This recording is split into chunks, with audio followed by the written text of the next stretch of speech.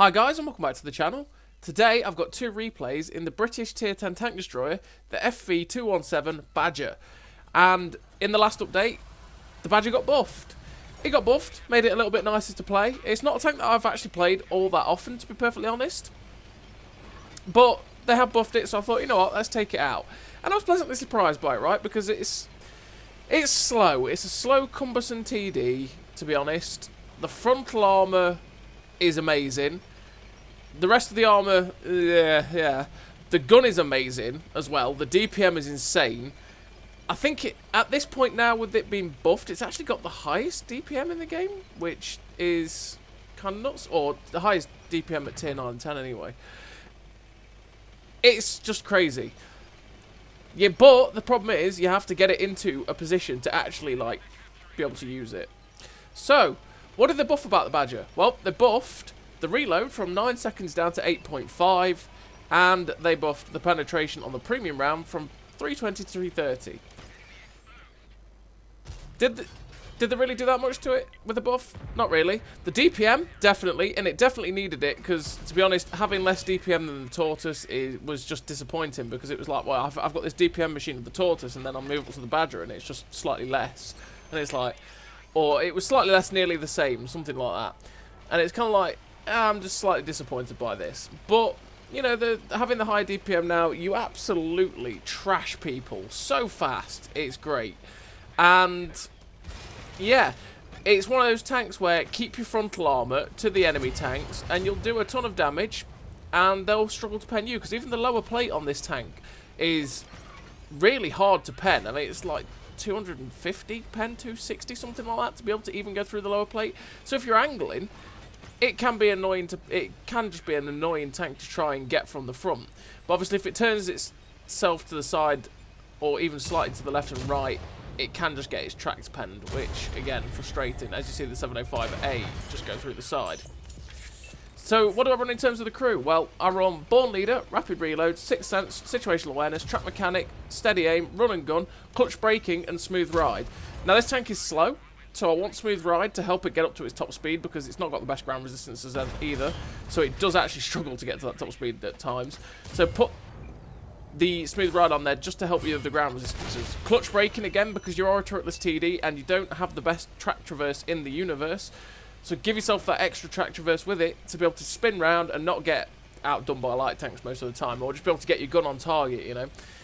Steady Aim, obviously you want to make your gun more accurate. Even though this gun is accurate, you want to make it even more so. And Run and Gun, because I fire on the move in this tank all the time. Because it is slow, I want to keep firing when I'm on the move to get to my positions. So I want to keep the gun going, essentially, is why I do that. And then the rest of it, because they're the normal perks you want to run pretty much on every single tank. In terms of equipment that I run on this tank, there's a couple of different choices you could have.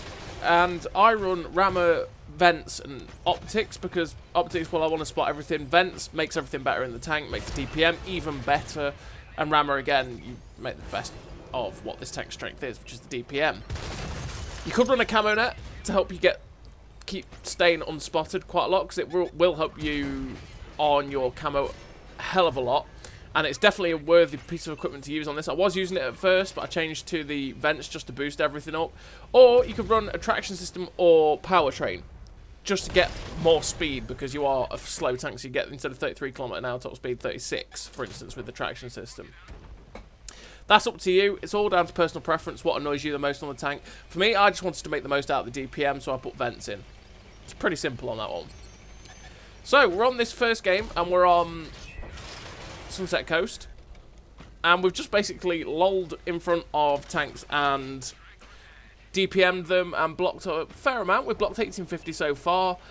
We've done 3.6k damage and 1500 assistance. There's still a few tanks left, and I want to get up behind them and start using the best of this tank, which is the DPM.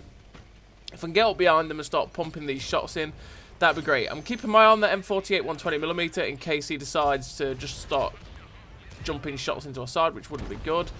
And now we've got this Super Conqueror in front of us. Now, he's got great DPM, but we've caught him out in the open, and at the minute we're in our strength position. He's making the right move here to get himself into a better position where he has to actually, well, where I have to expose myself more to be able to get shots into him.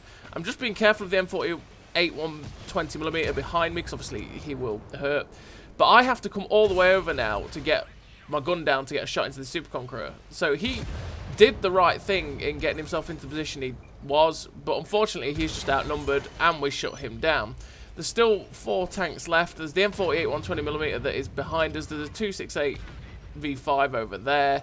The E5 gets shut down. Now there's only 3 tanks. We're going to see if we can get a shot into that M48. We can't quite do it. Now there's the UDAS 1516 and the 268 version 5, the last 2 on the enemy team. They're both in the corner. We're going to try and get there, but this is where the Badger will struggle, because our team has just wrecked their team. We've only lost 2 tanks. They've lost most of theirs.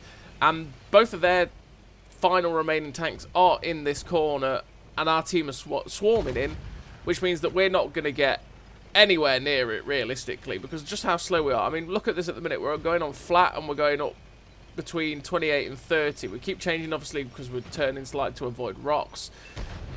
But this is the speed you're generally going to have with the Badger, and it's just not quick enough at times. I think that's my true frustration with the Badger, is just how slow it is.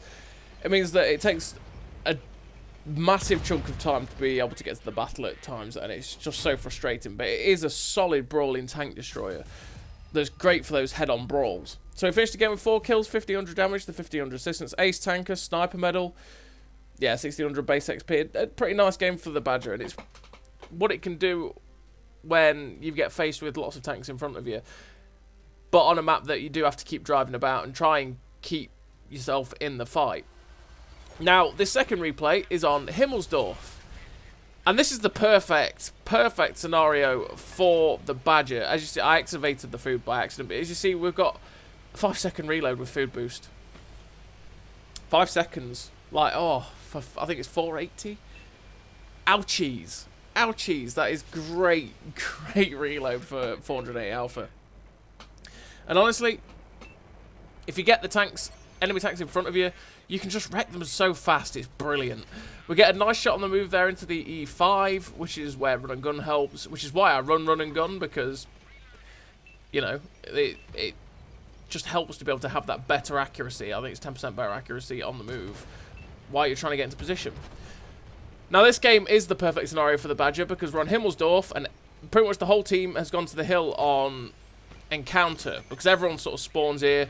And look, we've got so many tanks we can shoot. We try and put a standard round through the centre of that E100's turret. Unfortunately, it bounced. We can pen it with the standard round, but it's not guaranteed. We probably needed premium, to be honest, for that. But I just chanced it. And now we are in a brawl. We get some shots into the 752. This E100 drives around. I'm just going to keep myself wiggling. I'm trying to get a shot into his drive wheel to keep him in place. And we just, look, we're absorbing punishment right now. I try and track and pen the Samua SM there, but unfortunately it doesn't. This Waffle E100 is coming round. It's like, well, track him in place, stop him. I don't want him to drive around with his high pen gun and start dropping his whole clip in. We get all the assistance on that guy tracked, which is nice, and their team has kind of pulled back. So it's like, well, okay, let's get round, get myself into a position where I'm not going to be penned by the E100, which is thankfully not what happens. We get a tracking shot into this E100, and it's like, well, now E100, I'm so sorry, mate. You are staying there, and that's it. Thankfully, he doesn't have the big gun, which means he's not going to pen us for like 750, but he does manage to pen us, I think, there with his 128. Unfortunately, we don't pen the 100 there, which is weird because we have been penning it. But I'm keeping him pinned because I have friends, right? And actually, he's firing HE. Yeah, he did 100 damage. But we managed to get rid of the E100 by just keeping him tracked and pinned. We go for the tracks of the Stone Cold and somehow don't track it. I'm not sure how that didn't happen, but hey, well. We get round on the FV217, get a nice shot into him. We've got another FV217 we can try and get a shot into, but I'm pulling back so as to not get heshed there, so that he doesn't, because he'll probably kill me with his hesh. The Jagdpanzer E100 comes round, trying to get a shot at us. We managed to slap the shot into his lower plate and finish him off. Realistically, that Jagdpanzer E100, by the way, was probably not going to pen me unless he fired heat. That was the only way he was going to pen us. We've got another Badger in front of us, and we're showing the sad Badger side armor there. As soon as the Badger turned, gave us a little bit of his side armor. We just went straight through his side. Kind of wish the Badger had better side armor for that, because it's so easy to track and pen this thing when it's barely angled. It's annoying. We managed to get round, finish off the Chieftain. We're up to 6.5k damage, 1800 assistance. We're trying to get another shot into this 752 even, and unfortunately we don't get the shot in. Now there's just 2 TDs left. The Waffle Panzer IV, sorry, gets shut down. The FV217 gets shut down. We finished that game with a very, very intense brawl with 6.5k damage, 1600 assistance. 1891 assistance, sorry, 3.3k blocked, ace tanker, high caliber, Confederate, steel wall, the 1600 base XP, that's what I was going to say.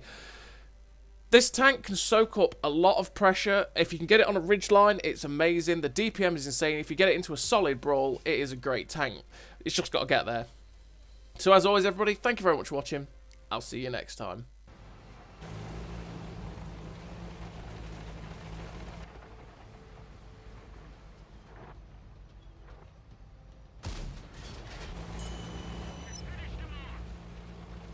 A great success!